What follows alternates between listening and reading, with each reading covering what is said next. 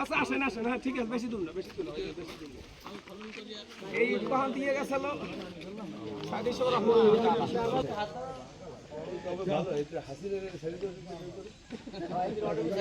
জনাব, এই ব্রিজটা কিন্তু এই বাংলাদেশ জামাত ইসলাম দেশ। গার্ডার ব্রিজ, গার্ডার মানুষ যাতায়াত করতে দিবে একদম করতে পারতো না। এখান থেকে একবার আমি দোয়া করব ভাই।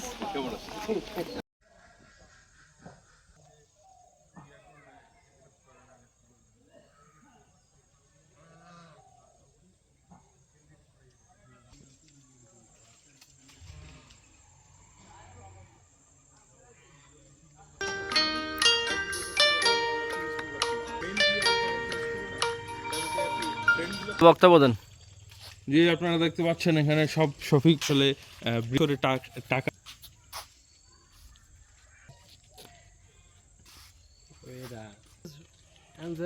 দারুণ একটা কন্টেন্ট পাইছেন বাইরে ভাই, কপাল কয় রে।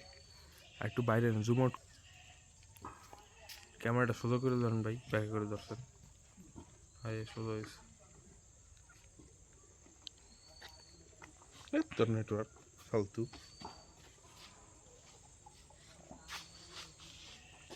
ভাইয়া কতক্ষণ রেস্ট নেওয়া শেষ করবে?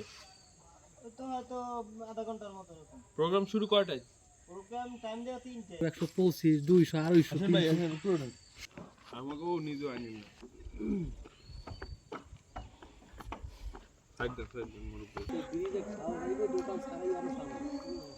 কুত্তায় খাইয়ে গেছে ভাই।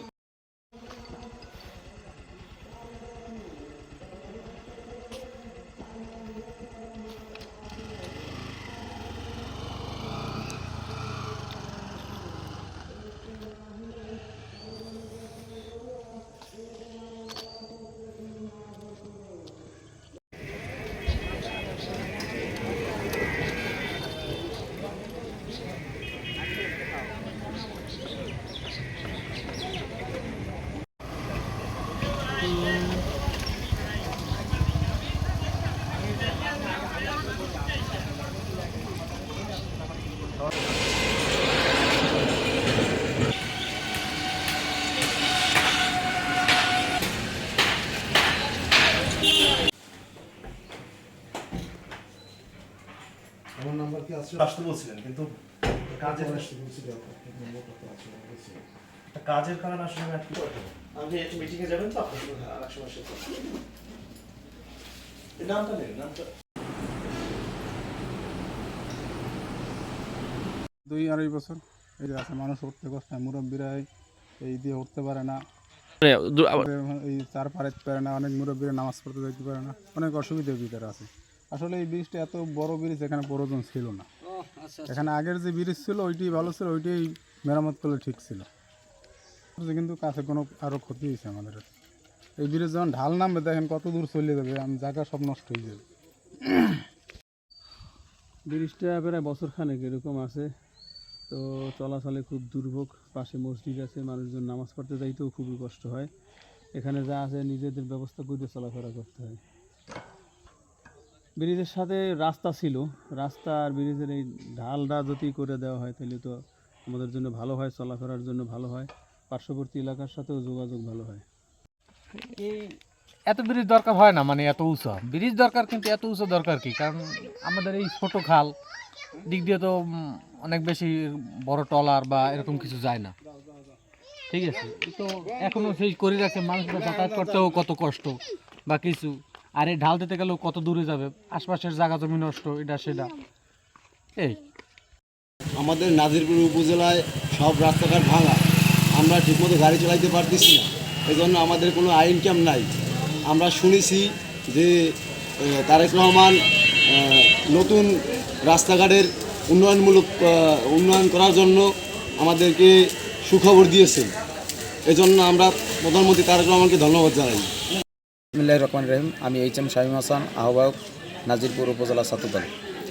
আমরা গতকালকে দেখতে পেয়েছি আমাদের বিএনপির চেয়ারপারসন, বর্তমান বাংলাদেশের স্বনামধন্য প্রধানমন্ত্রী দেশনায়ক জনাব তারেক রহমান অবহেলিত পিরোজপুরের 3টি আসনের মাননীয় সংসদ সদস্যদের নিয়ে একটি মিটিং করেছেন। সেখানে আমাদের পিরোজপুর 2 আসনের মাননীয় সংসদ সদস্য আহমেদ সোহেল মঞ্জু ভাই এবং আমাদের পিরোজপুর 1 আসনের এমপি এবং 3 আসনের এমপি মহোদয়কে সাথে নিয়ে তিনি প্রধানমন্ত্রীর কার্যালয়ে মিটিং করেছেন এবং সেখানে যে আলোচনাটি হয়েছে আমরা বিভিন্ন মিডিয়ার মাধ্যমে জানতে পেরেছি, দেখতে পেরেছি যে অবহেলিত এই পিরোজপুরের জনগণের দীর্ঘদিনের ভোগান্তি বিগত ফ্যাসিস্ট সরকারের সময়ে, আওয়ামী লীগের ফ্যাসিস্ট সরকারের সময়ে এই পিরোজপুরের বিভিন্ন রাস্তাঘাটের সীমাহীন দুর্নীতির কারণে সমস্ত রাস্তাঘাটগুলি চলাচলের অনুপযোগী হয়ে পড়েছে। বিশেষ করে নাজিরপুরের বৈঠঘাটা রাস্তা এবং খেজুরতলার রাস্তাটি 100% এরকম প্রত্যেকটি রাস্তারই একই অবস্থা। তো দেশনায়ক জনাব তারেক রহমান নির্দেশনা দিয়েছেন যে এই যে কাজগুলি স্থবির হয়ে পড়েছে সেই কাজগুলি দ্রুত গতিতে যেন শুরু করা হয় এবং এই অঞ্চলের মানুষের যেন ভোগান্তি লাঘব করা হয় সেজন্য যে নির্দেশনা দিয়েছে, এজন্য আমার ব্যক্তিগত পক্ষ থেকে এবং আমার প্রাণের সংগঠন বাংলাদেশ জাতীয়তাবাদী ছাত্রদল নাজিরপুর উপজেলা শাখার পক্ষ থেকে তথা পিরোজপুর সকল জনগণের পক্ষ থেকে তাকে ধন্যবাদ জ্ঞাপন করছি। আমি খাদিজা বেগম, মহিলা দলের যুগ্ম আহ্বায়ক। আমাদের প্রধানমন্ত্রী তারেক জিয়া কালকে যে ঘোষণাটা দিয়েছে রাস্তাঘাটের জন্য, আমরা তার উপর আমরা খুব সন্তুষ্ট এবং খুশি। সমস্যাটা প্রায় 2 বছরের মতো এইবার কাজ ধরিয়া এইভাবে রাইটকে কন্ট্রাক্টর ফালাই চলে গেছে, কিন্তু এখন দুর্ভোগে পড়ছি আমরা সাধারণ মানুষ। সমস্যা তো এই ওড়া নামা দেখেন না, একটা রুগীও এখান দিয়ে নেওয়ার কোনো সুযোগ সুবিধা নাই, বা একটা বৃদ্ধ মানুষ উঠতে নামতে খুবই কষ্ট হয়। এই এলাকার মানুষজন মিললে এই একটা পোলের মতো হয় আবার দিয়ে লইছে, এই দিয়ে চলাফেরা করতে হয় আমাদের। পিরোজপুরবাসীর প্রতি আমার নির্বাচনের সময় একটি ওয়াদা ছিল যে যদি আপনারা আমাকে নির্বাচিত করেন এবং আল্লাহ তাআলার দয়ায় আমি নির্বাচিত হই, তাহলে আমি পিরোজপুরের যে দুর্নীতির কারণে যে রাস্তাগুলির কাজ, নির্মাণ কাজ, সংস্কার কাজ, ব্রিজ কালভার্ট কাজগুলি বন্ধ ছিল, এগুলি আমরা ইনশাআল্লাহ পুনর্নির্মাণের কাজ শুরু করব এবং একই সাথে নতুন নতুন প্রকল্প গ্রহণের মাধ্যমে আমরা পিরোজপুরের উন্নয়নে ভূমিকা রাখবো ইনশাআল্লাহ। তো সেই কথার আলোকেই আমি গত সংসদ অধিবেশন চলাকালে আমি মাননীয় প্রধানমন্ত্রীর সংসদের কার্যালয়ে আমি দেখা করি।